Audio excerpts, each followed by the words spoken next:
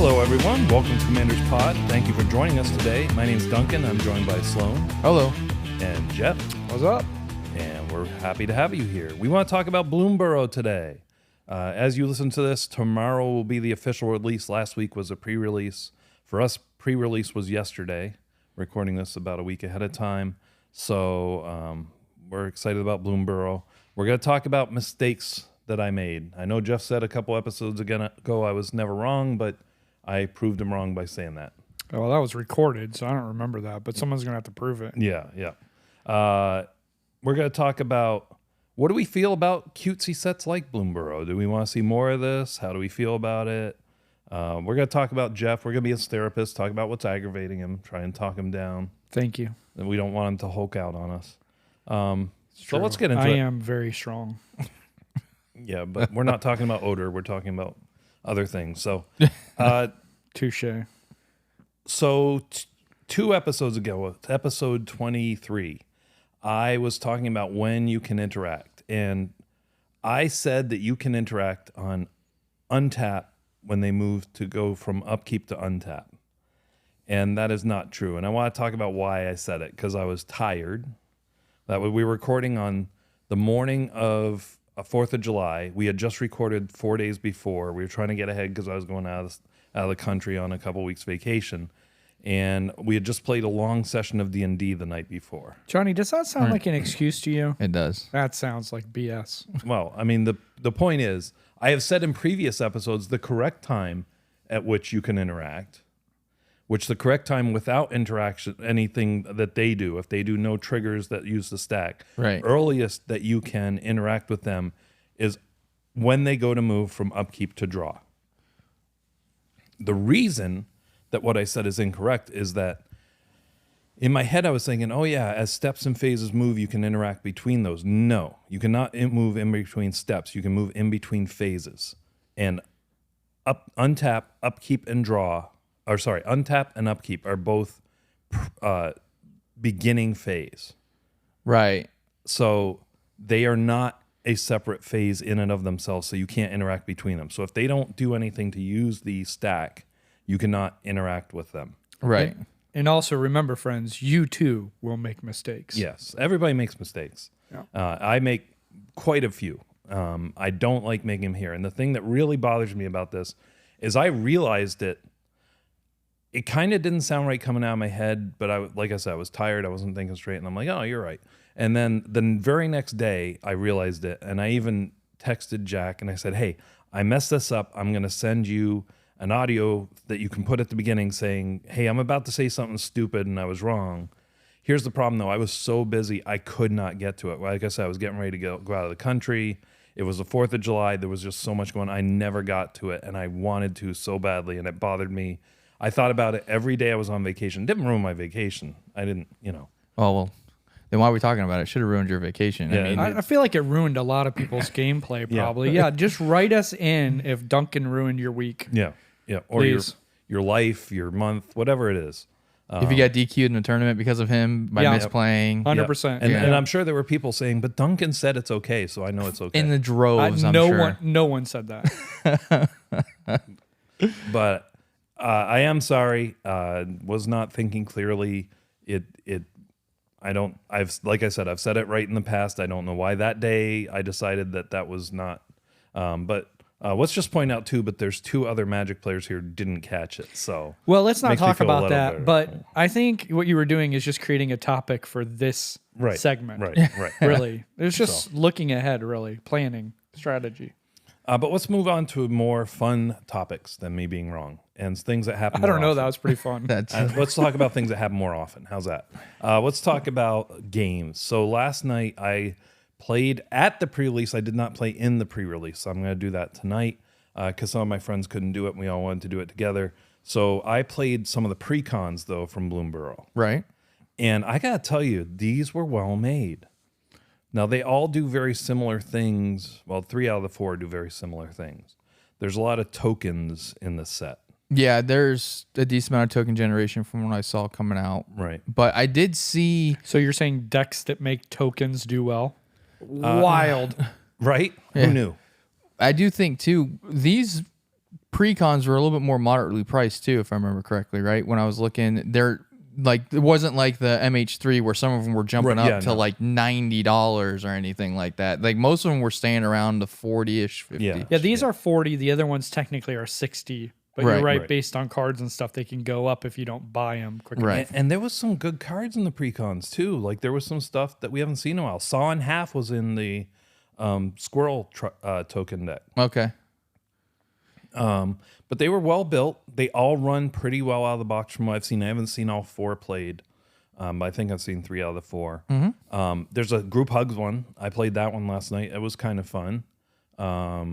The Squirrel one is the one most people are excited about, and if you get a chance, that's the one I would grab first. It's one worth the most as far as I think it has some of the better reprints in it. Is why too, because it has Chatterfang right in it, and then it has, I think is it Toski? Yep, I think he's reprinted in it. I had a Squirrel deck, and those are 2 really good and well valued cards, and they're in this precon. Right, right. And there's also there's the Squirrel token deck, and then there's a Go Wide token deck, and that one is called Family Matters. Okay. I believe is the one that goes wide. And then there's another one I did not get to see played. That was the Trash Army, or Make Trash. That sounds like one of your decks. Animated Army, Make Trash. Wow. Wow, just a drive-by for no reason. Yeah, right? I mean, you're not wrong, but still, I mean... Come on. Yeah. So, like I said, 3 of the 4 make a lot of tokens. They was one of them called Dumpster Fire by any chance? Right. That would be, oh, man. I wish. Yeah, then Johnny would be included. Yeah, 100%. It's a red-white deck, just... But for flavor, I've seen a deck box that's shaped like a dumpster. Mm-hmm. Oh, You could put that Make Trash one in that. That'd be a great one. Is that the one with the raccoon creature, right? Yeah. Is that like those Deadpool Xbox controllers? Oh, Where it's just a butt on the back? Yeah. So here's an interesting thing, too. I was worried about how the turnout for pre-release would be. Yeah. Because last night was also the premiere of Deadpool. And, so first of all, I don't think it's fair to call it the release because you could see it on Thursday. Yeah, they started doing that kind of like, hey, the movie comes out on Friday at midnight, but we're going to show it to you at 3:00 in the afternoon on Thursday. Yeah, but it doesn't come out till Friday. It doesn't come out till Friday, though. Yeah, that's the release date. I went to see it Thursday. I mean, I wasn't waiting, but... I think that's really smart because it allows for the people that seeing it before everyone else is important to go on a day that isn't busy. Right. So it's really smart. So maybe that helped, but last night was actually the busiest pre-release that Mystic Forge has had. Yeah. They had 38 players in that first pre-release match. I mean, it's tough for us to make a call based on one store, but it's possible that could be replicated. Well, I think what he's stores. saying is for this store specifically, with all the pre-releases they've done this year, Bloomburrow's Not just this year, since they've been in existence. This was their busiest. Oh, okay. They literally had to bring out new tables to set up. Oh, wow. Yeah. So that could be because of Bloomburrow. It could just be... I think it is because of Bloomburrow. I think there's a lot of things. Well, we'll get into that in a little bit, but I think there's a lot of things that people like about this, even if you don't like the cutesy stuff. But let's talk about the cutesy stuff. Do you like it? Do you hate it? Do you not really care? So we were kind of talking about this, so I'll kind of give my thoughts on it when we were discussing it this morning. I think the idea of it is I put it as Disney animation, right? So you have these classic stories, the Grimm brothers, I think they're called, or the Grimm Tales, and then Disney took those and made them into kids movies. Snow White, the Seven Dwarfs, and you have Cinderella and all these other ones, and they even made some versions that were like animal versions. So Robin Hood, they made it, and he was a fox, and it wasn't a Grimm tale, but I get right. It wasn't a Grimm tale, but they took a classic story and then they made it into a kid animal kind of friend, and like that's kind of what this reminded me of. So you have like these animal versions of all these cards, like Jace and all these other creatures and planeswalkers that have existed, have like these like animal counterparts to them that exist. For some of them, they reprinted or made into creatures like foxes and otters and lizards and all these other things. And then I will say this too, is that the art itself looks great. I think the art's really cool. That was the other thing I said. I think it's like a well animated kids book. If it was like really high quality, kind of that, it reminds me of like hand sketched kids books where the art was almost, I guess, fantasy. Like. yeah, it's very, very well done and it's a realistic fantasy is the way I was thinking of it. So I like the art on it. I like everything in regards to Storybook, actual like set itself. Like, I could really care less one way or the other. I think it's a little weird that we went from Assassin's Creed to Bloomburrow. I thought maybe they could have timed it a little bit better and not made it like, hey, this whole set's about sneaking behind people's back and murdering them, to here's a cute little squirrel and a bat that fly together. And they may also sneak up and murder you. Yeah. Because some of them are rogues. Right. So, but it's just like, I don't know. I don't really mind so much that it's a cutesy set or whatever they're calling it. It is what it is. I think some of the cards are good. I'll say what I said about Assassin's Creed. I don't think this is like game breaking. I don't think they did anything crazy where it's like, oh, this is going to change the way we play Magic now. So I think it was a good set from what I've seen. I don't mind the cutesiness of it. If they theme it well, which they kind of did, I think that is important. So I think they themed it well, so it's not that big of an issue, was my thoughts on it. Yeah, I also think the art is pretty good. I don't mind the cutesy nature of the art. Matter of fact, I think that's kind of nice to have different flavor. People have different things they like. Right. So if you want to build a deck like this, it can have a certain artistic style to it. And I think that's pretty cool. The lands looked really good on the art too, which I thought that was pretty cool. I think the showcase, right? Showcase was excellent. Showcase looked really good. So the cutesy wording though annoyed me. Like the paws. Yeah, the paw prints seemed unnecessary. Like there's modes where you choose the number of paw prints. Yeah. Gotcha. And there's only 2 cards in the whole set. Why even bother? Yeah, it seemed some of that stuff was, but again, you're making a lot of choices when you're making a set. If you don't hit on all of them, I guess that's fine. I thought the set in general was somewhat underwhelming, and that's speaking as the person in this group who's by far the most Kindred player. Right. Like I play a lot of Kindred decks. So there's some exciting cards in there, but nothing that like was super Well, just amazing. talking about the cutesy stuff. Like for me, I don't like it. I don't care for it. The art's really good. Right. So I like the art, and that helped me accept it. Right. And I don't care enough that like I won't play the cards, or I don't Right. Like you're like just the set. Yeah. I bought 2 boxes. I bought a regular box and a collector box. But that's which, also because you're an addict. Well, I don't we think that talked has about any- my yeah. cardboard crack addiction.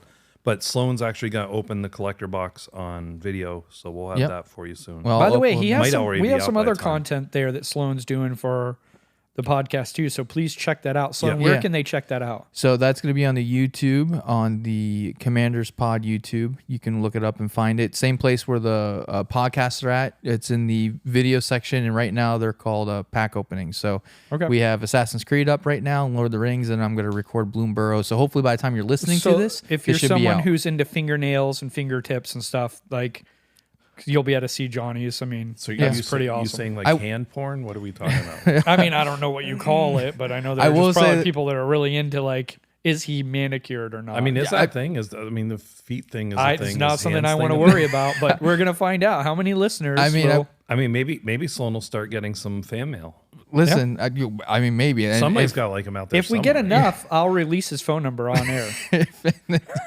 if I get enough, I'm going to buy a new phone number. nice. Nice. So, but yeah, no, it's kind of just what I've been doing with it. Just so people know, we have certain cards that we want, and so I kind of just named the cards that we're looking for. And in the Assassin's Creed one, I pulled a couple of the cards that I really wanted, so that was super cool. And then for Duncan's Lord of the Rings box he gave me, we got a couple of good cards on that one too. And so it's just kind of a fun thing to do, but we're going to try to do more stuff like that. But yeah, regarding the Bloomburrow set, I'm excited to open the box. He got the collector's one, so that should be fun.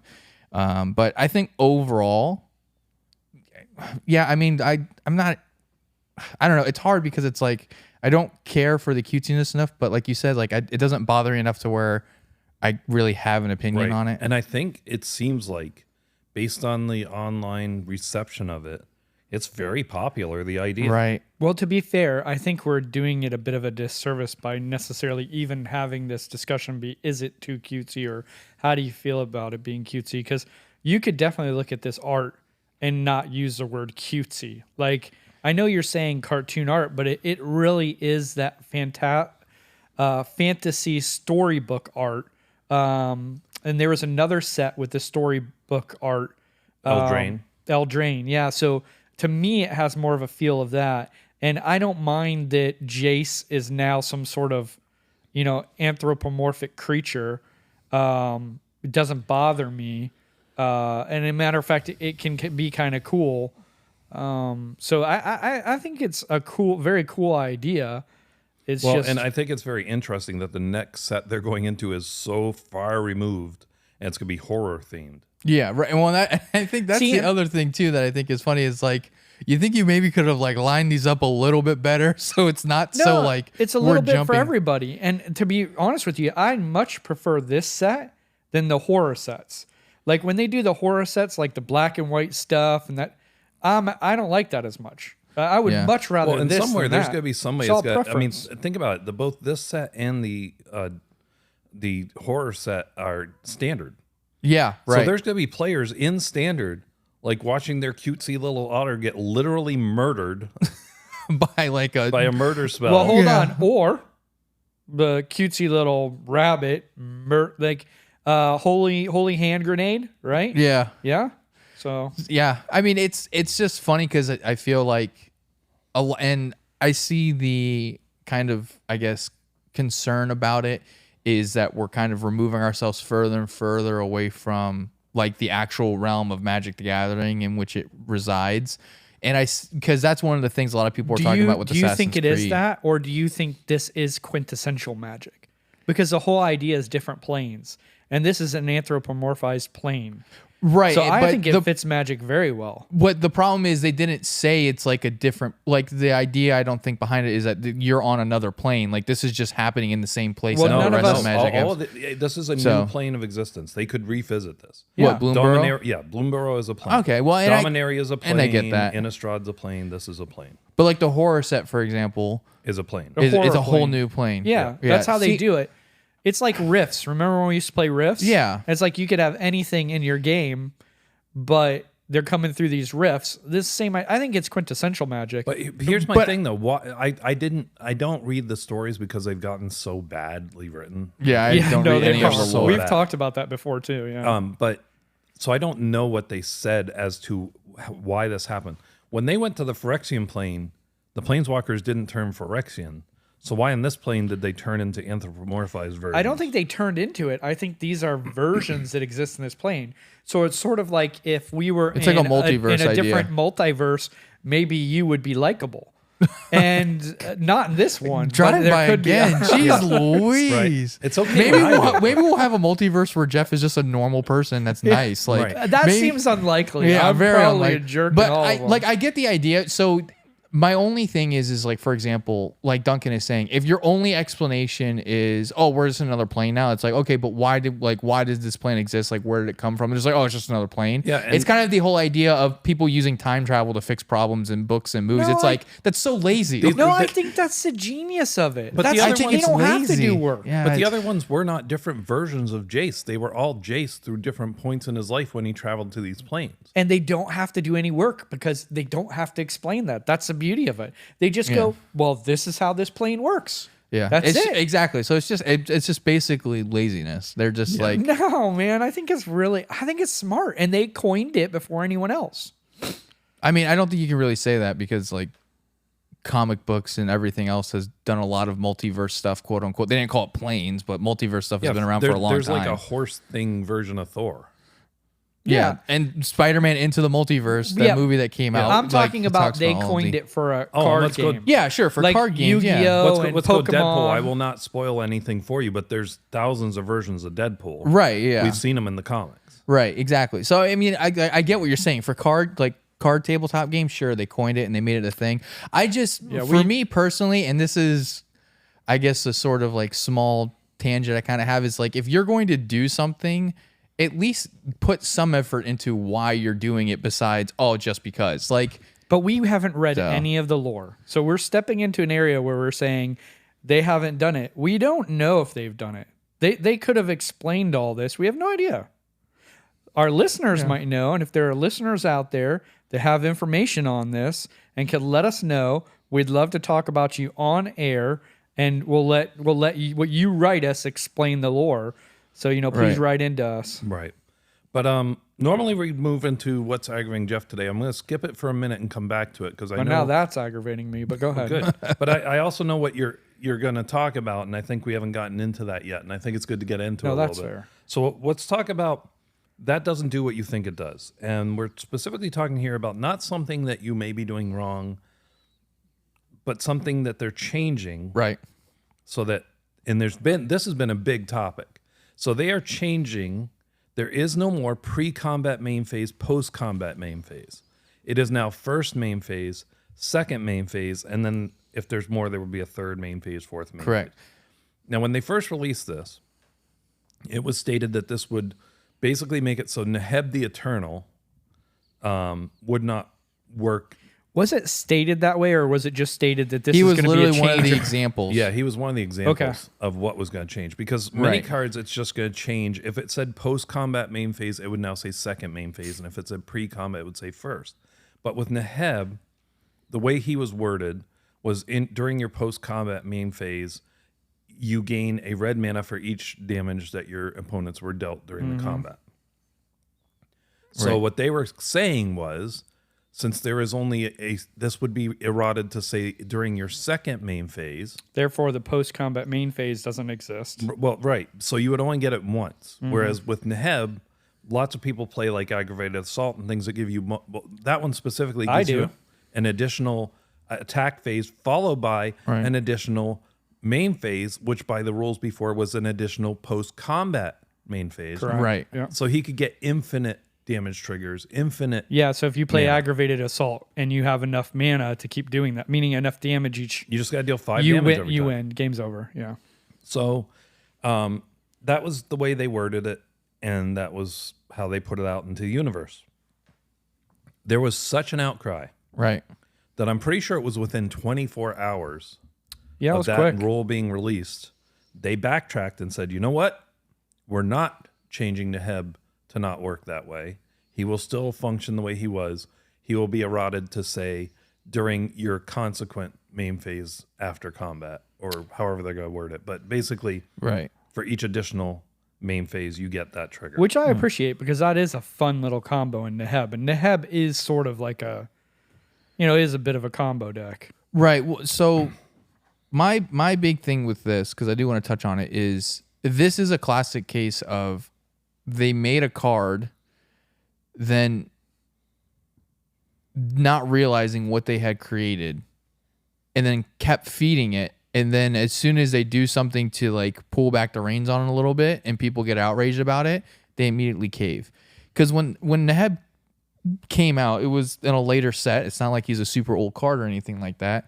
Some of the extra combat cards, specifically because he's mono red, the mono red ones, have been around for a little while, and there had been enchantments, mono red enchantments that have been around for a while. So those cards had existed for a while, and then the Neheb came out, and then people very quickly realized, oh, I can just infinite combo pretty quickly, pretty easily. Do we with know him. that Neheb came out before aggravated assault?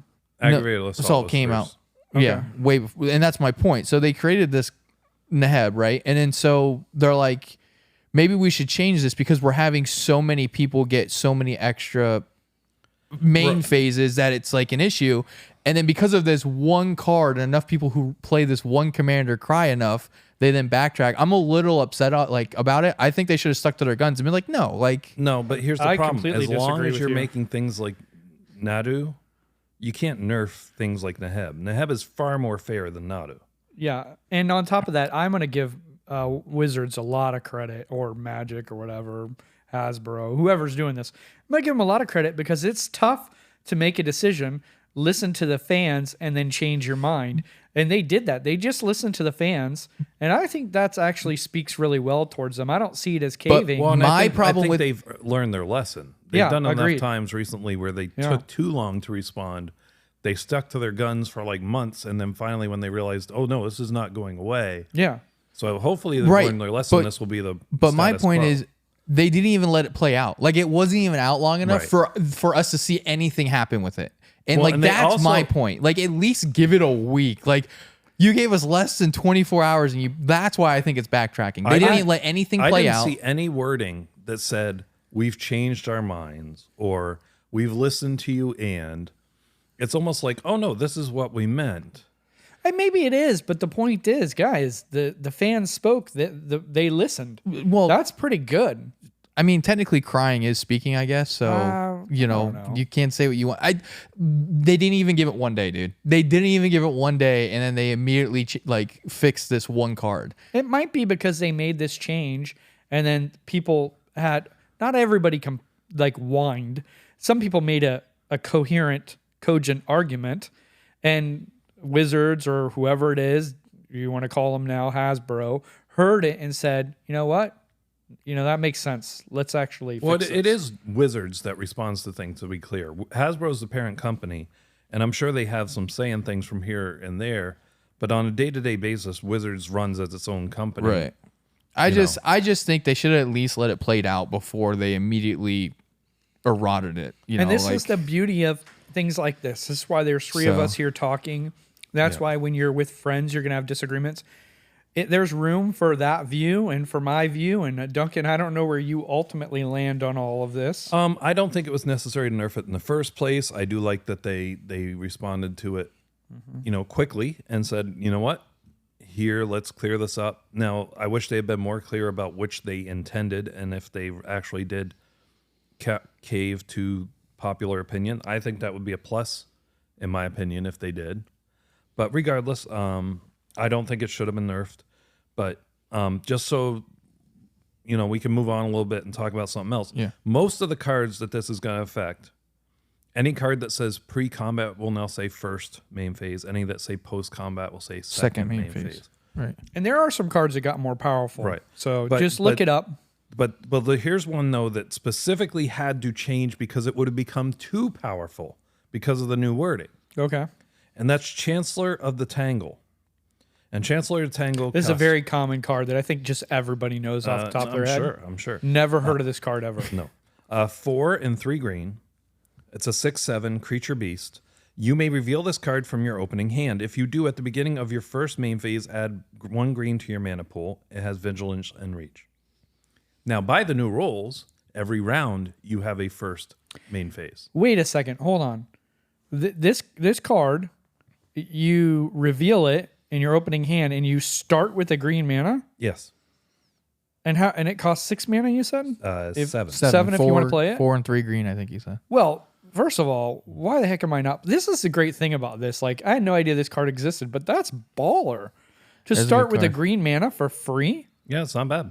That's very good. But if they had not errated this card, because they've changed the wording, every turn. round, you can get that free mana. Yeah, 1 free green mana. Yeah, and there's definitely a world where people are not going to understand this rule, which is another frustrating thing. Right. And they're going to do that. Right. Right. But now the errata on this card says your first main phase of the game. Right. Mm-hmm. So that way it only works once as intended. That's wild, man. Yeah. But so there's an issue where they were trying to make sure let's not break this by changing this rule. So, yeah, I mean, I'm just interested to see how it plays out. I'm going to, kind of how some people, they might change their decks up a little bit or whatever, because, again, it's going to change the way that those first main phase and second main phase cards now interact in people's decks and how they work. Right. Well, I got to buy a bunch of these Chancellors of the Tangle for sure. Pre-combat and post-combat main phase changes. So we'll see what happens. But yeah, it's interesting that they did that. And I don't know if there's anything that sparked it. Like if they just... Well, they had cards supposedly in the set, although I did not see them. Well, in this set, I guess there's things that start using this terminology. Right. But there's cards coming out in the near future that are going to care about how many main phases you have. All right. And so they needed to clarify what those were. Oh, okay. So it's kind of like there's some lands or whatever that says you get to, I think it's Opal Palace. It gets a +1/+1 your commander does for every time you've cast it from your command zone this turn or whatever. So like you got to kind of keep track of it. Yeah. Kind of like that. Like for however many main phases you've had this turn, you get to do this or whatever. I think that's coming in the near future. Yeah. So it's opening up for that. I know there were some rumors that they were trying to nerf things like Neheb, and they're trying to dumb down Magic and make it so that you couldn't abuse things like that.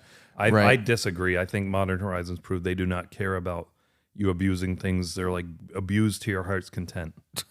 But regardless, so we're gonna move on. Let's talk about Bloomburrow in general.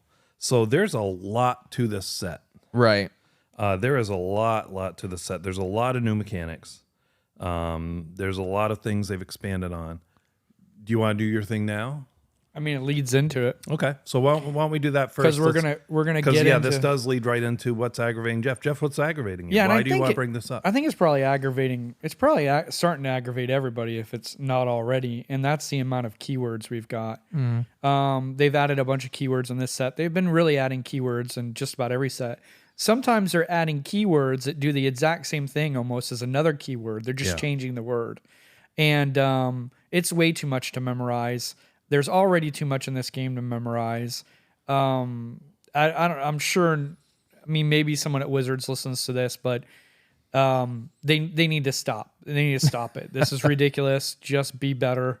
Stop doing this. I don't know what the benefit of it is. It's just complicating the game unnecessarily. Right. Use the keywords you have. There's plenty enough things you can do with our current keywords. There should be like one keyword a year added, maybe. And even that becomes nuts. I mean, think 5 years later, you got 5 new keywords. Well, I think anytime Starts you add adding a up. keyword, you should sunset a keyword. But that's tough because it's a word that's on a card. Yeah. So like now you just there's got tons of words on cards we ignore now. Let's just keep going. yeah, but we're doing that on accident. They're doing this on purpose, and Right. I don't see any benefit of it. It's and normally I'm pretty complimentary of like Magic because I think they've had a pretty good company that's made some really good decisions and done some good things, and it's a Right. great fun game. This is I don't see any world where this is a good decision. This is a bad decision, and maybe it sells cards because people go, "Oh, cool! Look at this new ability." But it is not continuable at this pace. Right. And here's the thing. It would be one thing if like they maintained keywords pretty well, but they Yeah. don't. Like for all the ones they create, maybe 2% of them manage to keep going through the, there's so many Yeah. keywords that you saw in one set and then never again. I suspect it's to Yeah. get people to buy cards, but and I get that it's a business. Everybody who's listened probably would view me as someone being more towards that business side, but this is going to hurt the game over time, and it will affect your business. It's one of those decisions where you're stealing from Peter to pay Paul type of deal. You're eventually going to have to pay, and it's not going to be good. Right. No, I tend to agree with you. I think there's too many keywords. I think one of them, which we'll talk about in this one, Valiant, didn't need to be made. It's just a way of saying this creature has an ability. Here it comes. We're all wild. Yeah. But we'll get into that in a minute. But yeah, I do tend to agree with you on this. I think there are too many keywords. You don't need to introduce a new one to the set.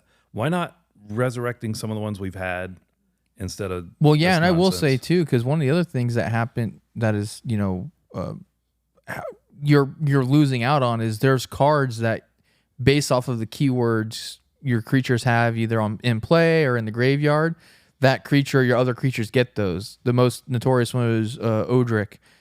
He's the soldier that says, at the beginning of combat on each turn, if a creature you control has first strike, all creatures you control have first strike. And the same is true for vigilance, lifelink, flying, And so as you're adding all of these new keywords in, especially if you have ones that are kind of like overlapping, it's like you're losing out on some of those cards that Right. did that they Well, made he a long doesn't time have ago. toxic. He will not give Right, toxic. he'll never give toxic. He won't give, and it's because there's all these new things that they're adding, and it's like so it kind of lets some of those older cards where it's like, oh man, this card's really cool because it does all this stuff, and now there's like 18 times more keywords. So it's like, yeah, he's still good, but it's like he's missing out on all these other cool ones. So it's like, are you gonna make another version of him or another version like him that does something for these newer keywords or? No, And these keywords, they don't always explain themselves. Like when the set first comes out, they do. They have that paragraph that explains the text that explains it. But then inevitably, they have cards that don't explain it. So if you can't memorize everything in the game, you're just spending your 5-hour Magic game also adding more time to it by looking stuff up on your phone to know what the heck the card does. So, and when we were playing the precons yesterday, Actually, I'm very aggravated about this. I can tell. You're well. I think he's a little bit more than he let on. There's some signs of life in him, folks. Yeah. But In this universe. yeah. When we were playing the precons yesterday, Monstrosity came up. Now that's not a new one. That's something we've had for a while. I had And that we come up could in not- one of my games too. That's wild. We couldn't remember. Is that only on your turn? Can you do it at instant speed? Like we had to look it up because we couldn't remember. Right. Oh, You know that's what I mean? a good point. What was it? It is on You can do it sorcery on speed. any turn. Yeah. Really? You can Yeah. do it in I instant think speed. there's one called Adapt that's very similar that you can only do it on your turn. But yeah, Monstrosity. Well, I you can did do it at any wrong time. then because I did it on my turn. I should have waited to do it in response. Yeah. But usually, a lot of times, it costs a lot of mana to make a monster. I think I which is spent why. 25 mana to do it So because not- I was so playing not that much. lands Not deck. much is wasting. Not much, man. I was playing that lands deck that Duncan doesn't like, and I had 25 mana. That I have the best version of, still sealed up. Yeah. Yeah, Yeah. But anyway, no, I get that. So I like that. I What's might trade aggravating you me. for that. Speaking of that, Yeah, you've said that before, but only on the podcast. but Kinda I don't funny. play Magic very often as much as you guys. So Yeah. Hardly ever. that's, And never with adults. Yeah, never with adults. Only children that you can take advantage of. no. Well, No, listen, I'm not the issue. Don't look at my board state. Let's Look at that little Let's pump talk right about there. let's talk about threat at assessment. the neighbor. He's got a 1/1 mouse. We need to kill this guy. Look at this issue. Family My sticks kid- together, kids. but here's the thing. My kids are very smart. That would not work. We didn't say you're telling your kids. You're telling the neighbor kids. Yeah, they're also According very to his smart. kids saying, kill that one. Yeah, right. So No, so yeah, there are too many keywords. They do need to kind of cut this out. It's gonna get out of control. There's especially in Eternal formats where you can use any card. You could have a deck that each card has a different keyword. At this oh my gosh, new tribal unlocked. Oh yeah, Keyword deck. tribal. Oh my gosh. That'd be awesome. They should make a commander like that, Yeah. like Volo They does for probably creatures. will. They Yeah. probably will. So You know, as long as a creature on the battlefield or in your graveyard doesn't have this keyword. oh, they do have All that. other- They it's have a- those cards that come out where it gets more powerful for every. I mentioned that like 2 minutes ago. What? But is that keyword or is that? I guess Odric- it's the same thing. right? Odric does it based off of keywords that creatures you control have. Then every other creature gets it Right. if one of your creatures has it. And then So they there's a have more of commander that that now. says whenever it comes into play, it gets a token for each keyword on creatures in your graveyard. So if a creature in your graveyard has vigilance, it gets a vigilance token, and then flying Right. token and death touch and so on. that guy's the only guy that likes this. Yeah, so I mean, he would like it, but again, I don't know. Does that mean now that all these new keywords there's a token version of them? So then he gets to make a token version of that and put it on him, I have no idea. right? So like that's my point. Is that how it's gonna work? So I don't know, but Yeah. anyways, But so, that's a good what's aggravating me. And there's a reason why with this set. But let's get into some of the stuff. So the first keyword we're going to talk about is gift. right, And you can give a gift when you cast the spell. Isn't that what we all want to do? We want to give a gift. right. I I give will a say gift. that some of these gifts are hit or miss for me from Right. what I saw. Well, I mean, all the gifts are good if you're getting them. But are they Right. worth the cost? that- Right, exactly. That's what I mean. Is you're giving the gift, and then what you get to do is not really worth it, in my opinion. So I feel like on some of these they kind of hit or miss. Now I will say, and I'm sure the group hug deck that you played probably had a lot of these in it. Yeah. Right. Yep. So you can give a gift by giving a card. So give a gift is a keyword that is when you go to cast a spell, you may choose to give a gift. The gift can be give a card, give a creature. Like, I think that's really the only two. So here's one to give you an idea. Gift of food. So someone gets a food token. Right. Gift a treasure. Someone gets a treasure Right. token. So So- things like that. If you do these things, you get a second better ability on the card that you're playing. Yeah, or it does something additional. Right. Yes. So if it's a creature, then the gift is given as the creature enters the battlefield. If it's a spell, the gift is given before the spell can resolve. Right. Okay, just to be clear. So gift a card would mean they draw a card. You can gift a fish, which is a 1/1 creature. There is gift an octopus, which is an 8/8 octopus. But both of those stink. Well, here's the thing. The card that gives an 8/8 octopus. No, because they're fish and octopus, so they stink. Just ignore him. Well, the card that gives an octopus, I played it last night, and the reason it does that is because you get a token each turn for the highest or whatever token was created that turn. You get one to pick one of those to create a token of yourself. So they got an 8/8 token, you're going to get an 8/8 Right. token. But if they got a treasure, you could choose a treasure. Right.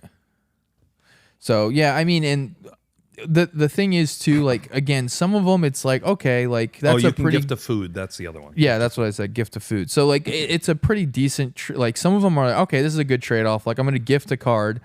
Like you may promise a gift as you cast a spell. If you do, they draw a card before its other effects. And then this card says this is Dawn's Truce. You and permanents you control gain hexproof until end of turn. If a gift was promised, permanents you control also gain indestructible until end of turn. So there may be a situation you want the indestructible. There may be a situation where you don't. Right, and this is an instant that costs 1 and a white. So this could save this. Okay, I'm going to let you draw a card, and I'm going to save myself from a board wipe. And to be clear, they cannot refuse the gift. Right, they have to. So, and if you want to be cheeky, for example, like this is a great way to troll somebody, specifically this one, and say, listen, I'm a nice person. I'm going to give you a gift, not a dick, gift. Sorry. Oh my I'm going to give you a gift. And the gift is you're going to lose the game because you have 0 cards in your library, and I'm going to gift you a card. And so you are going to have to draw a card and lose the game. So our language used to be so clean. Listen, I'm not going to say what I was about to say because you guys are going to say something else. But it won't be as bad as what you said. I mean, it would be because it would make it worse. But so you can be cheeky in like some of these when you're giving the gift, quote unquote. But gift a card looks to be pretty prevalent. That's like the most common one I'm seeing. Gift food, I think gift treasure, gift a tapped fish. So it doesn't even come in untapped. Right. So again, a new mechanic. There is one, and this one I have not seen the card, so I don't know how bad. Gift an extra turn. Yeah. I'm not gifting anybody. I hate people taking extra turns. I am not giving you that. Sometimes I wonder what the use ability is though on it. Sometimes you can hurt him with this. So like if Johnny's playing his ninjutsu deck and he puts a high mana cost card on the top of his library, you just give him a gift where he has to draw a card, and now it's not on the top of his library. I would also love to have gift a card in Nekusar. Yeah, you may have a card and take 2 damage. Right. So or like 4 or 6 damage depending on what's going on. So I don't think the ability itself is like a bad ability. Again, it's another keyword, it's another ability that we have to learn and memorize and figure out how to do it. So again, there is aggravation to that. I don't know why they put it like in this set. Like again, I think because they're cutesy and they give each other gifts. Right, and I think that's pretty much their only explanation for it. But I mean, I don't hate the ability. I don't hate the idea of the ability. It's just that the cards will not be hurt if it wasn't there, because there's other cards that you have to do something you don't want to do to get the full benefit of the card. It could It could have just said you may have an opponent draw a card as you cast a spell. 100%. Yeah, this is ridiculous. Right. But I think, for example, the reason why they're trying to get away from that is because they're trying to make it so there is a keyword associated with it. Yeah, so they could take all the writing away and just have the keyword. Right. And no one knows what it means, though. Right. You say that, but 2 years from now, they're never going to print it again. And now, I will say if they don't reprint it, obviously it will be more difficult. But ultimately, though, the reason why we know the keywords that we know is because we play the cards enough to now it's just ingrained in us. And that will eventually happen with most keywords long as they keep. But even I, who don't play as much as you two, we are definitely in the realm of like serious Magic players, right? Right. My point is not everybody is at that level. And new players coming in, you're making the game more and more difficult to ever figure out. You're just making that mountain bigger. I mean, I guess, but at the same time, I guess even right now, I'm gonna, if I gifted you a creature with banding, yeah, all it says is the creature has banding. What's that do, Jeff? I don't know. I think the 2 creatures can attack to. I don't know. Yeah, it's something like that. I don't even really know. If they can attack together and they can only be blocked by creatures with banding, I don't know. Yeah, like horsemanship, something that now I understand a little more because it's come back. But there's a long time that didn't exist. Right, but horsemanship is really shadow, just a different keyword. Again, wild, right? Because horsemanship cannot block shadow and vice versa. Yeah. But they otherwise work identically. Right. Their core of what they do is the same. It just has a different word for it. Because most of the cards that have shadow are like more like assassins and They're the black spells tend to Like have they could just shadow. call it all evasion, and then have evasion, shadow, evasion. This like I don't know. So I'm you're too aggravated saying about add this more whole thing. keywords, make it sub keywords to a major keyword? I don't know. Exactly. I give up. They just don't need to do this. They can just have it say, in addition to paying the spell's cost, you may have the opponent play a card, draw a card, or whatever. But anyway, let's move on. Offspring. Offspring is an amount you pay to get a copy of a creature that comes in as a 1/1 when that creature comes in. right. So it's similar to Squad, except that you can only do it once and that the creature is only a 1/1. Otherwise, it's identical. It has the same color, abilities, name, etc. So that's pretty cool. I mean, I wish you could give that to some creatures. You know what I mean? Like, I would love that on, I don't know, Dockside Extortionist. Yeah, of course you would jump to that. Well, I'm just you saying. dirty Magic player. Here's another keyword I didn't see until just now. I read through most of these cards this morning. I still didn't see it. Forage is another one they just added. So exile 3 cards from your graveyard or sacrifice a food is what Forage does. Right. Again, it's And again, it's a thing that you can do to gain. if you literally just took out the word forage and just put at the beginning of your upkeep, you may exile 3 cards from your graveyard or Right. sacrifice a food. What it is an activated ability cost. That's all Jeff Forage shrugs is. his shoulders. Right. So I mean, like I get it. Like it seems like they're adding a lot of words that. But do you know why you keywords. didn't know about that keyword? Do you remember why? Because you did not read the pre-release notes like I told you that you should last set. Right. But Yeah, that's how Johnny, you know. why didn't you do that? Because I was distraught that And are you saying that you our did, GM you did, Jeff? I was I'm saying, distraught. why didn't Johnny do Yeah, I it? was but why- distraught that our GM canceled our D&D session the morning of our game day. so sorry. I flew Yeah, because he was halfway across the tired world. from his vacation. it sounds like you need to stop taking vacations. But yeah, so Forage is just like you said, and it's a cost to activate an ability. Sometimes And with that's the additional weird thing costs on too. top. It's like it's a triggered activated ability. It's both, but it's not either. Like it's weird. Are we going to go through all the keywords? So- or? Yeah, briefly. Okay. Expend. Expend is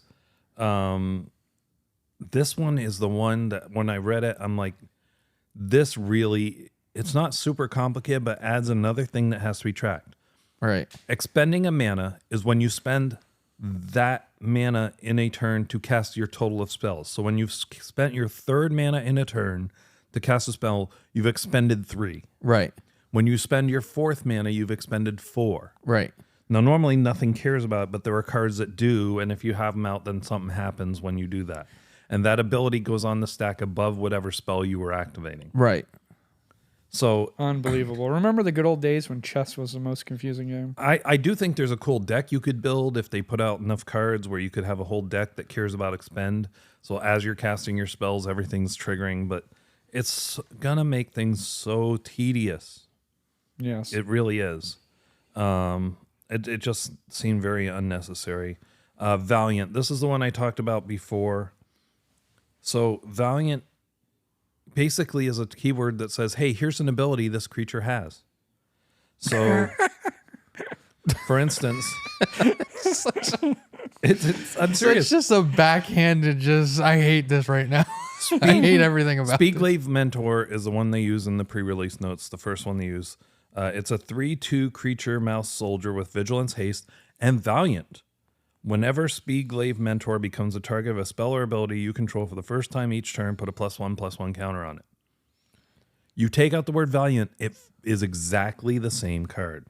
And is Valiant always the same? No. Then what's that's So here's just one. dumb. It's Hearthfire Hero is a 1/1 with Valiant. Whenever Hearthfire Hero becomes a target of a spell or ability that you control for the first time each turn, put a +1/+1 counter on it. Valiant, the trigger is the same. It's whenever that creature is targeted by a spell or ability for the first time each turn that you control. Yeah. So that's, But isn't that sort of just ward already? Like, couldn't it just go no, under because ward? it's what you control. It's what you control. So it's a benefit, not a. Yeah, but, Not a but counter. technically you could make ward do the same thing. Like ward doesn't have to just be something that hurts them. Ward is a cost that you have to pay to be able to target something. It's not even. Yeah, so you could just do the cost you have to pay is you have to put a 1/1 counter on their thing. Well, that doesn't make sense though. Yeah, it's because I put a fine. 1/1 counter on it and I kill your creature. Okay, cool. Like, Actually, no, I get what Jeff's saying. That would make more sense. But to Maybe their point, 1/1 counter wasn't the right example. well, but my point. Ward put a 1/1 counter on it, takes up more space than Valiant. But it's still just, you could have it without that word. Ward is they an want it so anti-target, that in not a future sets pro-target. they can just put that without Right. the whenever this creature is But targeted. it's from. only Right. anti-target because they decided it was that. It doesn't have to be. Just make less word. Like this is my point. It could still just be ward. Ward could be pay. I have to pay. Ward could be I have to give to you. It could be both things. So that was all the keywords in the set. yeah, but yeah, to me that doesn't work. Ward wouldn't work. It doesn't make any sense. You broke Sloan. No, it literally doesn't make sense. Because let's say, for example, we'll even get off the 1/1. It's like the ward is he gets to A token. He gets a snake. sure he gets a snake. But it doesn't like It's it doesn't changing make it so sense. that it's a cost to cast the spell instead of a benefit from casting Right, it. because the point is you want the player who is targeting it. Because ward is specifically whenever an opponent targets. because They by- already by your- have that. Like, what's that one artifact that comes into play? You attach it to a creature, it attacks, and then it becomes a land that taps for 3. Frick, what's it called? But when you play that card, you have to give someone 3. But it's not 3 when an plant opponent. It's creatures, I when think. you target your own stuff. Right. If Ward you- is specifically when an If, opponent if you had it the targets way you something talk about, control. if I cast lightning bolt on it, okay, I put a +1/+1 on your 1/1, and now I destroy it with my lightning bolt. With Yeah, but in that case, it could just say you have to put a +1/+1 on one of their creatures you're not targeting. I don't know. yeah, But my point is, ward is is specifically when Maybe it doesn't opponents work. target it. This is Valiant is for whenever you target it. It's like it's a prowess that actually sticks around because prowess is until end of turn. The one you get 1/1 until end of turn, and then they fall off. This is it gets a 1/1 counter, Yeah. Okay. and it's for whenever you target it. And again, this is kind of going back to what we talked about when they started adding this. This only happens once each turn, or only the first time. Like they're trying to figure out a way to pull back on people like quadrupling triggers. Right. So It was unnecessary. It was unneeded. The cards work exactly the same if you take the word off. right. So regardless, new mechanic paw prints. This we talked about before. You choose modes, and rather than choosing a number, you have to choose the number of paw prints. Right. Ridiculous. Totally pointless. And only on 2 cards. Who cares? Yes. Just not Now, I necessary. will say personally, so to stop kind of beating on this set and Magic and all these new keywords, Well, not the set, just the keywords. just the key, which is in the set. So, But it's Tomato, in potato. every set. the some of these lands they came out with, I actually kind of like these. Well, no, we'll get into cards. We're almost done with this. Yeah. The other thing they updated is enters the battlefield can now be shortened to just enters, Yeah, which we all kind of use that anyway. That one I don't mind. I don't know why Less they didn't do words. ETB. Less Why are words. they not just using ETB? Because people don't know what ETB right. means. Enters, That's at least the you whole can point. figure it out. Yeah, I get whatever. I mean, to your guys' point though, if they use ETB for 1 or 2 sets and then they put the little word box next to it, and this means enters the battlefield, and then they just stop using it, people will figure it out. Like, No, but that's my point. There's too much to figure out. there isn't though. Enters the battlefield has been around pretty much since the beginning of Magic, and almost every person uses ETB. Or I don't know why you care about it being ETB. I do think Jeff has a point that new players, it's going to be easier to figure out enters than ETB, and you're talking about 3 letters difference. I'm just saying that it's That's a good point. Yeah. Yeah, it's a valid point. So because just the fact that they're shortening it, I think, is a win. Yes. But in my mind, ETB could be the quote unquote keyword. Like you can do ETB and then do the dash, and then it's the ability. So that way, because again, the problem is with enters, right? They're only doing it on cards that have a lot of words, and then when it goes back to cards that don't have as many words, they put enters the battlefield. No, they're not going to anymore. It will be enters from now on. All right, well, we'll see. They also said they're going to change Neheb, and in 24 hours, 24 hours later, they changed Well, it. yes, So, that's true. Anything can so change. we'll see how well they stick to this. They brought back the class cards, like the Warlock and stuff. They brought back that. Yeah, I don't like how they did it. So it says Hunter's Talent. Wouldn't the class just be Hunters? Hunter. Yeah, And it says Blacksmith's Talent. Wouldn't the class just be Blacksmith? I don't understand the... Anyway. yeah. I don't know. They brought back food tokens for this one that played a heavy role in it. Yeah, food tokens. I They like even made a food food tokens. artifact. Yeah. Yep. In I think it's called carrot cake, Yep. right? Is a food artifact. Gosh. Yep. So then now let's talk about the cards themselves. Sloan, you were saying you really like the lands. Yeah, so the lands that they made, so they come in, they either tap for a colorless, they tap for a color, or you pay the color that they tap for and tap it, and then you get an ability. So for example, Lily Pad Village. It's a land, it taps for a colorless, it taps for blue, but it says spend this mana only to cast a creature spell. So it's kind of like in my mind, it's a little bit better than the lands that come in tapped and they tap for one or the other color because it gets to come in untapped. So you can use it immediately, even though it's only colorless in a blue or colorless in a red or whatever. But then the last abilities and all of them are different, and I think they're pretty cool. So pay blue, tap it, Surveil 2, activate only if a bird, frog, otter, or rat enter the battlefield under your control this turn.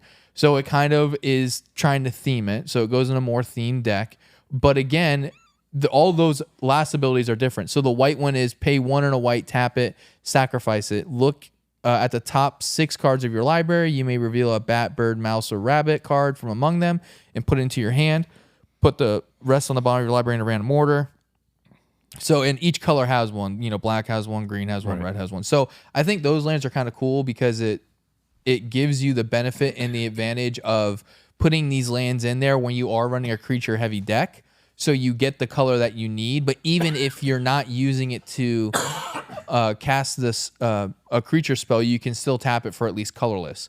So this is a good way for them that create. I think this is a better way for them to create colorless mana because it still gives you the benefit of getting the color if you do cast it with the creature.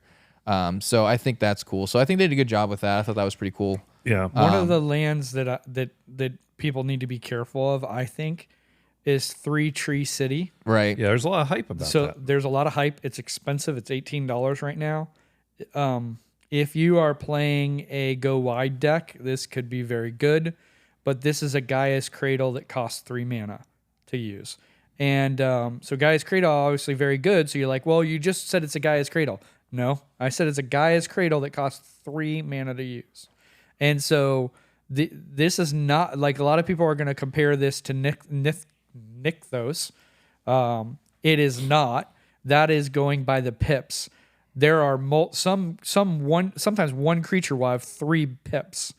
And when I say pip, what that means is their color identity in the top. So if it's 1 and then black, that's 3 pips. So that would be 3 mana in Nykthos. And this would be 1. This is not worth $18. It's maybe worth $5. So please be careful. Don't waste your money. I think it's better than you think. I don't think it's as good as people hype Well, it. $5 is a good card. I mean, I think not- you're comparing it to the wrong thing. This is a Cabal Coffers for creature type. Yeah. This is exactly what that is. Because Cabal Coffers is pay 2, tap it. You get a black mana for each swamp you control. This is the exact same thing except for a creature type. Yeah, but And you're Cabal going to Coffers have is a 7 or 20-something. 8 swamps. You're not going to have 7 or 8 creatures. Absolutely, you will. Oh, Remember, this is a token. This is a token set. Right, So if I and- create but what did I 5 say- mice, What did I say at the beginning? If you're going wide, that's fine. But that's a specific type of deck type. Not every deck goes wide. So every this only tribal goes in though does specific that. decks. Every tribal stacks with your dragon deck. How many dragons do you have in there? 3, 4. You only have 3 or 4 No, dragons. I'm only gonna have 3 or 4 out at a time. That's not true at all. If We I played have- a game, you had 8 or 10 out. But I'm winning. I don't need this at that point. If I have 8 or 10 dragons out, you're done. I'm already winning. No, because you ended up losing that game. I know, but for the most part, you are. My go wide decks, right? So my token decks and my other go wide decks, like maybe rogues or elves, Humans, elves, rogues. humans. Yeah, it's very good. I think you both may be arguing about nothing because I think that the people excited about it are people who are wanting it for go wide deck. Granted, but that's why I'm saying I set the amount at $5. If this went in every deck, like a Nykthos, like a Cabal Coffers, then it's 15, 20, maybe even 25, $30. But it's go wide. It's $5. Don't waste your money. I would argue that you're being a little too strict on this card. I think it's a good card for someone who's doing type. Like for example, I think this would be a great card for my Assassin's Creed deck because my commander gives all my assassins black free running. I have 4 assassins out that gives me 4 more black mana. I can now cast 2 more assassins on that turn. No, it doesn't give you 4 more. Yeah, it black does. It does not. Choose a color. Add an amount of mana of that color equal to the number of creatures you control of the chosen type. How many I have lands 4 did you- assassins out. How many lands did you have to tap to do it? But the difference is if I don't have the black, because I need them all to be black, because in Ezio, he gives them, all assassins have free running black. So let's say I only have 1 swamp out, this out, a red and a white. And I have 4 assassins. So you're saying it's good for color filtering. Right. That's why, because you get to choose a color and you get to use that. So for my assassins deck, which all that is in there is assassins, and the whole point is I have 4 5-cost assassins that I can cheat out Our for 2. point is it does not give you 4 mana. It does give you 4 mana. It does not. How does it?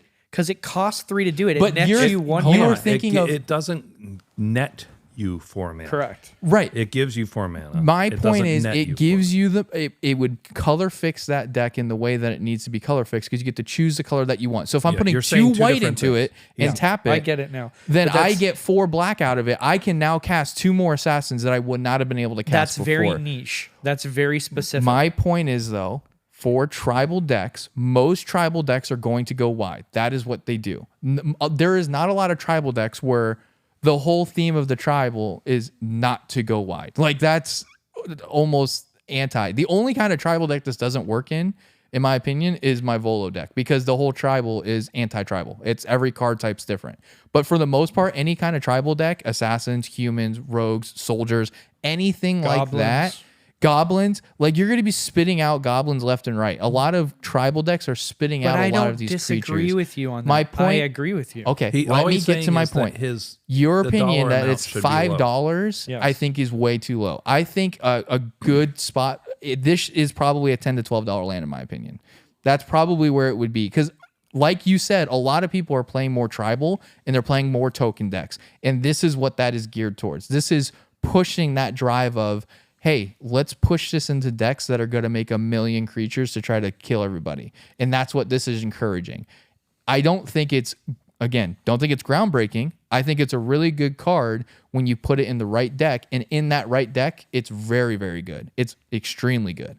And so at the end of the day, it only being $5, I think would be way too low. It being at 20, I think is too high. Probably 10 to 12, but I think it's a lot better than you think it is. I think it does really good for what And it I is. think like 10 minutes ago I said I thought it was somewhere in between you two. But anyway. Yeah. But you don't matter. You're not important. So One that I kind of liked, I think that this is very Staxy, but Maha, It's Feathers Night, which first of all, yeah, I had that one sounds down like too. That sounds like that. Do you remember the Star Trek The Next Generation where they talked in Oh yeah, with Captain Picard. Yeah, where it's like Jericho and the walls fell. Yes, yeah. Anyway, it sounds like it would be in that. But it's a 6/5 legendary creature, elemental bird for 3 and 2 black, flying trample, ward, discard a card. Creatures your opponents control have base toughness 1. Baller. So good. I mean, this might be better than who with the white card. all creatures power and toughness is 1/1. Or get -2/2. Elish Norn. Elish Norn, yeah. It's real good. I mean, Elish Norn can kill stuff right away, whereas this can't. Right.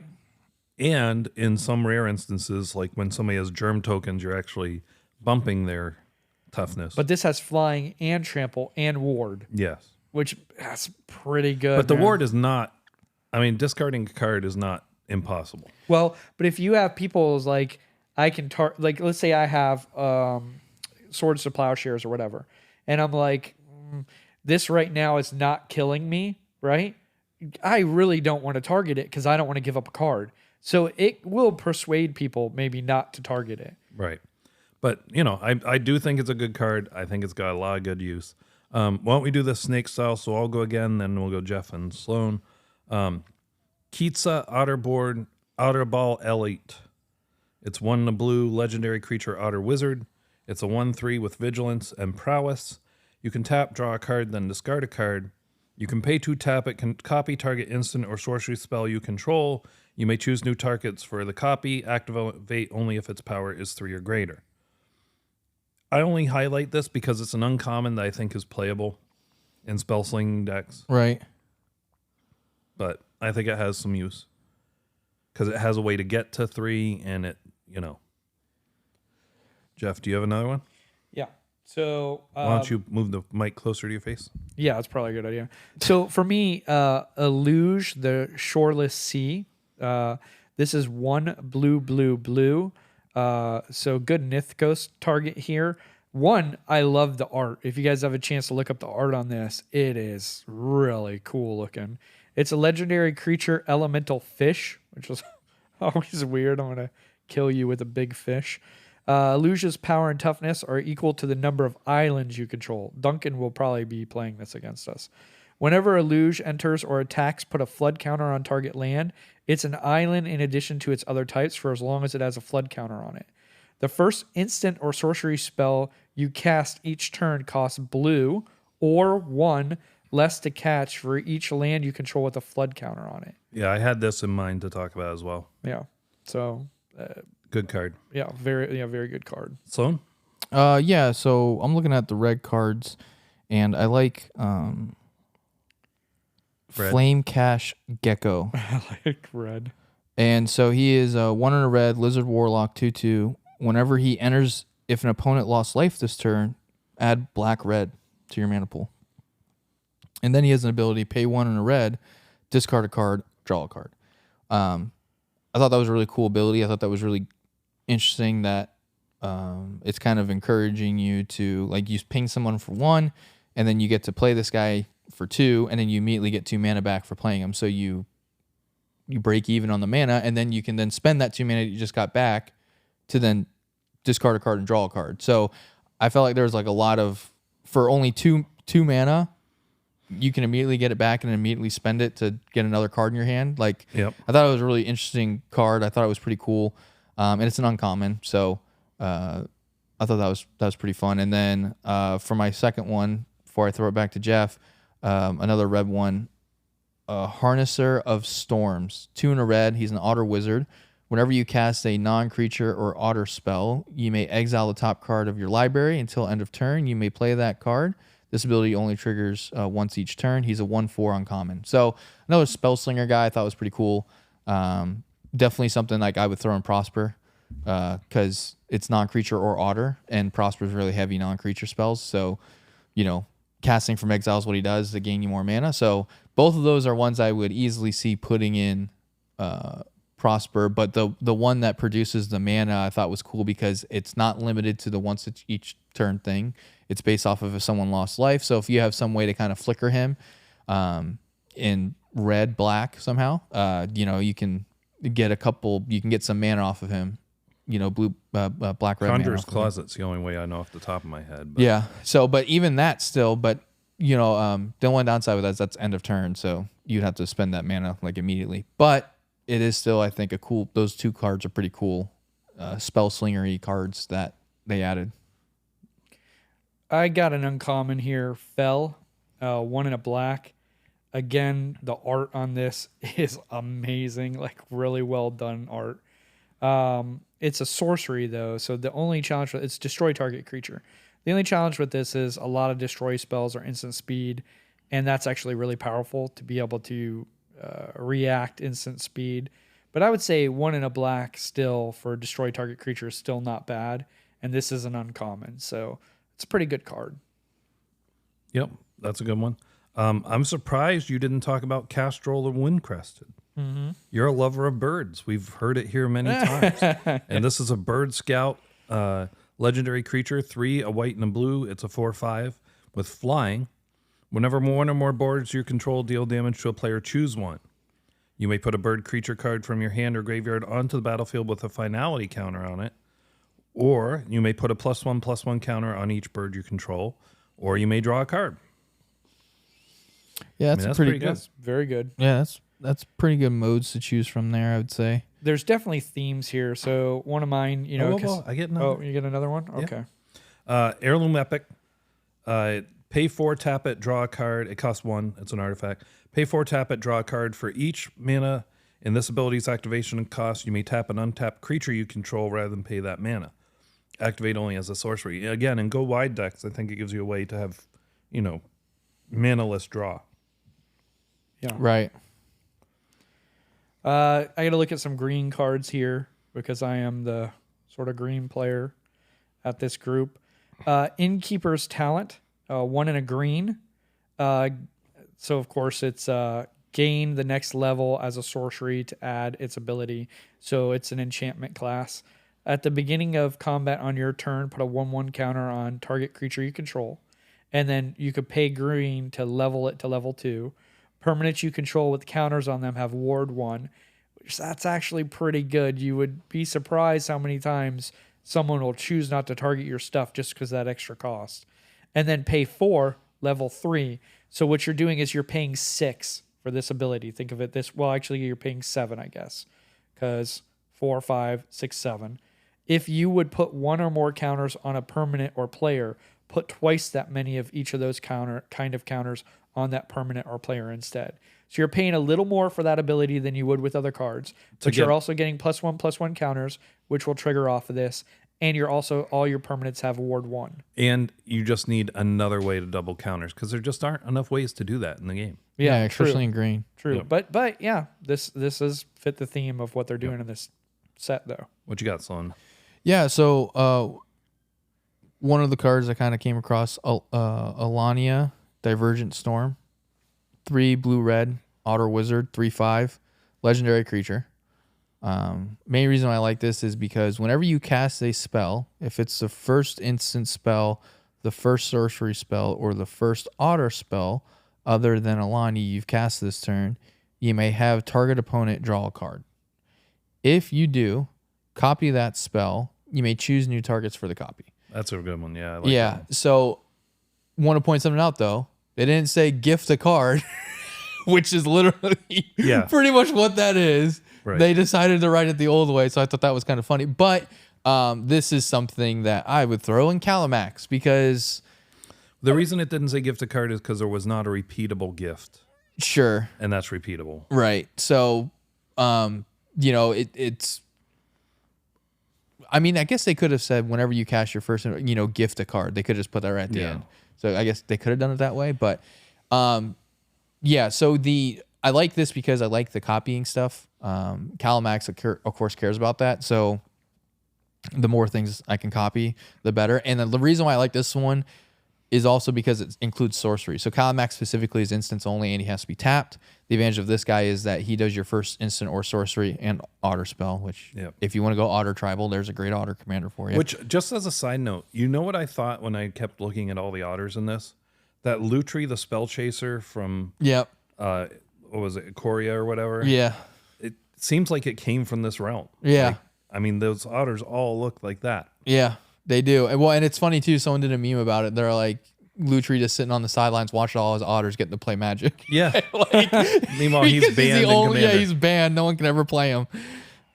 Which was wild when that happened. They banned it before that card even dropped. That was crazy. So, So I don't really have another specific card, mainly because I just want to touch on the actual creature types themselves. I thought was kind of cool how they, like you said, they brought back some creature types that we haven't seen reprinted. So they brought back warlocks and some other ones. But I thought was cool is because these are technically animals, that you also have the animal tribal you can do with it. So you have like an otter wizard. So you can put him in a wizard tribal and he would still be good. You have like this bat warlock and you have these rabbit clerics. So if you have those kind of decks, I thought that was good on them for not just saying rabbit, but they added the second type. So it makes gave it relevance outside of right. It gave it relevance outside of its own set, which I wanted to not that there's a ton of people that don't want to play rabbit tribal, but right. But I thought it was cool that hey, they're being smart about this set and they're not just making them all just animals. They're actually giving them additional types to add into decks. So, you have Frog Druid. I just saw one that was really crazy. It's, where did it go? A Frog Wizard Noble they made. So you got 3 types triple on tribal, right? Yeah, well, triple that's tribal. a noble frog. He's a prince. Right. He just has to wait for, Well, he does have a very princely name of Glarb. Yes. Glarb the Yes, prince. from a long line of Glarb. Calamity's Augur, and he's a black, green, blue, death touch. You may look at the top card of your library anytime. You may play lands and cast spells with mana value 4 or greater from the top of your library. Tap 2, surveil, tap them, surveil 2, 2/4. So, but yeah, I want to say good on them for giving additional types to all these creatures. So there actually is a relevancy to putting them in decks that are tribal that don't care about the creature type in regards to the actual creature, but more about the wizard, warlock, soldier, thing like that. So I thought that was cool that they did that and they doubled up on the creature types. Yep. Jeff, any other cards you want to talk about? Oh, just in general that I think Johnny mentioned this earlier, maybe during breakfast, that they did a really good job of sort of highlighting what the colors do and what sets them apart. So you get Beza, the bounding spring, right? Yeah. But what this really does is it's like White's balance, which is if someone has more creatures, you get more creatures. Someone has more lands, you get treasures. If someone has more, Right. what's the other one here? Someone has more life, you gain more life. That really is what White does, and I think they did that with a lot of cards. I'm just looking at this one specifically, Yeah. but a lot of the cards really did focus on the value of the colors already there. Yeah. And I thought that was really kind of neat because they've sort of color shifted in a lot of other sets. So I think it was nice to bring it back home. Well, and so I have an uncommon I wanted to talk about just because I am impressed by some of the uncommons they've done. Well, it is a standard set, right? Right. Yeah. Right. So Dewdrop Cure is 2 and a white. It's a sorcery. You may gift a card. So again, you may have them draw a card as this resolves. and if you do, yeah. Well, before it Well, resolves. before it resolves. Yep. Return up to 2 creature cards, each with mana value 2 or less from your graveyard to the battlefield. If the gift was given, instead return up to 3 target creature cards, each with mana value 2 or less. That's pretty powerful for 3 mana, getting back 3 2 or less creatures. Yeah, I to mean, the you paid battlefield. 3 to get 6 back and give a card. Like that's a pretty, and like, I think that's the cool thing very about good. the gift ability is that it specifically is situational, right? So it's like, well, I only have 2 of my great. Okay, I don't need to give a gift. I only have 2. Who cares? Or like, I only have 2 that are good Or that I care about. that I care about. Like, who cares? I don't need to give you a gift. But it's like, oh, you took out the other one. I really need him too. All right, I'll give you a gift. Let me get 3 back now. And I think that's why I don't mind it as much. I think it's that idea of it gives you the option of, is the advantage I'm going to get better than the advantage I'm about to give my opponent?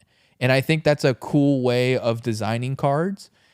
So yeah, it's annoying that we have a bunch more keywords, but as long as they're doing them right, I think it could add to the game and it could advance the game.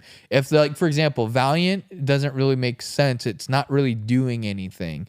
The gifting one at least makes sense because it's giving you a cost evaluation, right? You have to say, is this worth it to give them this card or this token for me to get this additional benefit? But am I wrong? Or when we were talking about gift, wasn't he pretty adamant that he didn't like it? No, I didn't say that. He was adamant that he didn't like I it. have no idea.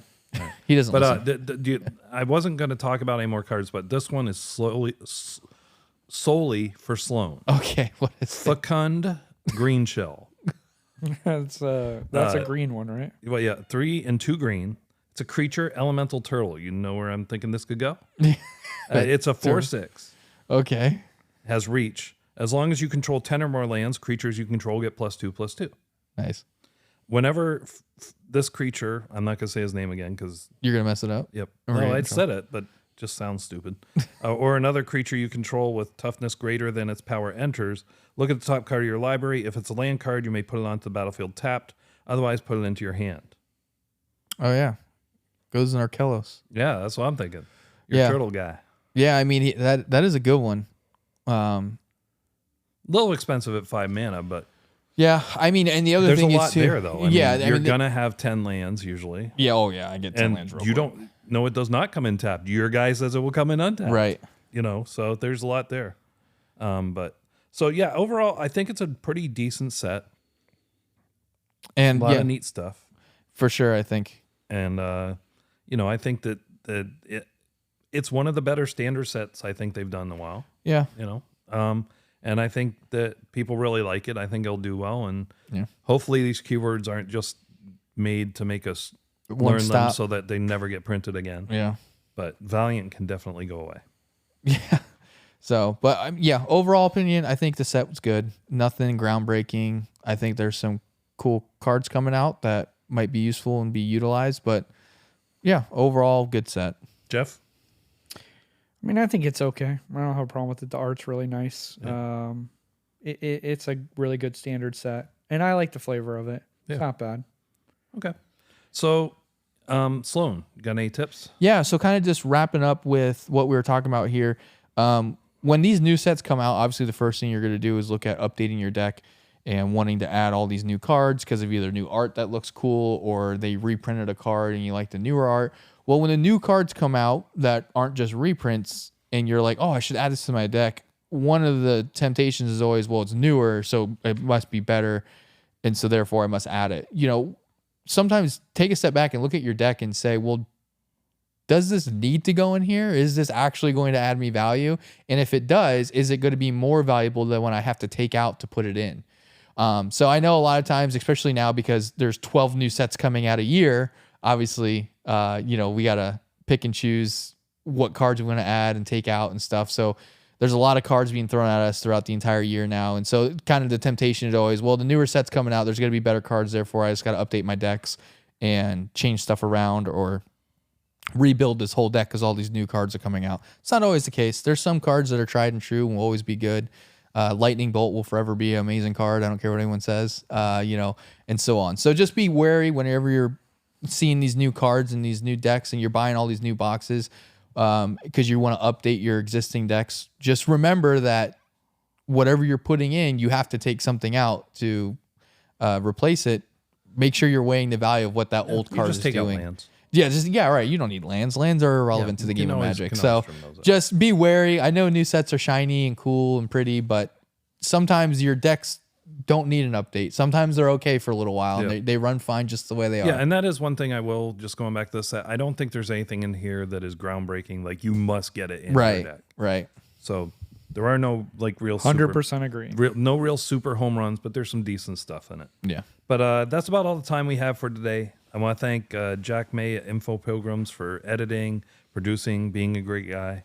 Why don't you email us at cast@commanderspod.com if you have any comments, questions, concerns, stories you want told. Yeah. You can head to our Patreon at patreon.com/commanderspod. Check out our YouTube, CommandersPod. And you can always check out our website at commanderspod.com. And if you really want to support us, please kill Andrew first. If you can.